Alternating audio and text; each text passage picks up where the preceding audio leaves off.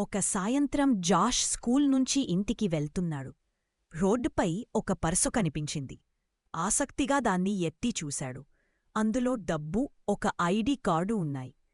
Josh మనసులో అనుకున్నాడు, ఇదితో నేను బొమ్మలు కొనొచ్చు. కాని వెంటనే అమ్మ మాట గుర్తొచ్చింది. మనది కానిదాన్ని ఎప్పుడూ యజమానికే తిరిగి ఇవ్వాలి. అలా జాష్ ఆ పర్సును ఐడి కార్డులో ఉన్న చిరునామాకు తీసుకెళ్లాడు. తలుపు తెరిచిన వృద్ధుడు చాలా ఆందోళనగా ఉన్నాడు. పర్సు అతని చేతిలో పెట్టగానే వృద్ధుడి కళ్ళలో ఆనందభాష్పాలు మెరిశాయి. ధన్యవాదాలు బాబూ అని వృద్ధుడు అన్నాడు.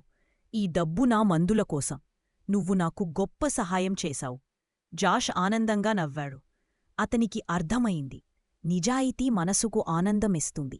దొంగిలించిన దానితో ఆనందం రాదు.